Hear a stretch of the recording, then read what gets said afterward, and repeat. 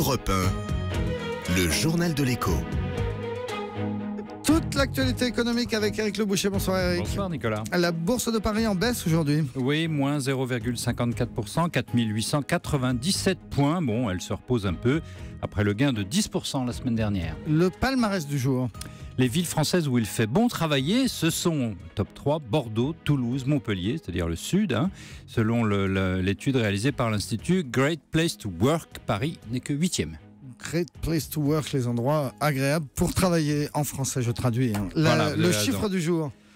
Quel sera le PIB officiel chinois? Quel sera celui arrêté par le Parti communiste qui réunit son plénum aujourd'hui, même toute cette semaine? Est-ce que ce sera 7%, 6%, encore moins? Voilà, on le saura vendredi. Le fait du jour, c'est la victoire de l'extrême droite en Pologne. Le parti Droit et Justice a obtenu la majorité absolue au Parlement. Son programme est assez semblable à celui de Marine Le Pen en France. Bah oui, extrême droite et extrême gauche réunis, c'est le cocktail qui gagne les suffrages.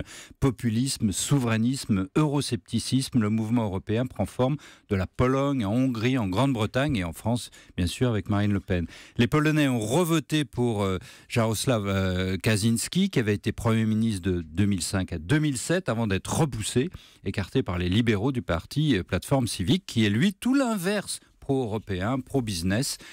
Pourtant, la Pologne ne va pas si mal, 3,7% de croissance, le chômage qui est quand même descendu sous les 10%, mais, Nicolas, il y a comme une amertume de ne pas rattraper plus vite les Européens de l'Ouest, et donc un repli sur un fond ou sur le fond catholique très conservateur et un ressentiment anti-européen grossissant. Et ça promet de fortes tensions avec Bruxelles.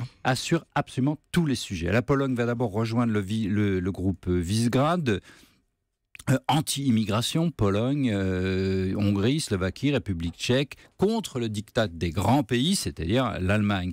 Ensuite, et juste avant la COP21, la Pologne va choisir le charbon et elle refuse tous les programmes verts européens. Et puis le programme du parti, c'est anti-euro, anti-multinationales étrangères, taxe sur les banques et les grandes surfaces, politique nationaliste, 500 euros par enfant, anti-avortement, catéchisme à l'école, création d'un SMIC horaire, abaissement de l'âge de la retraite, c'est-à-dire retour à 65 ans alors que c'était 67 ans. C'est donc bien extrême gauche et extrême droite réunis, le populisme des deux côtés sans frein.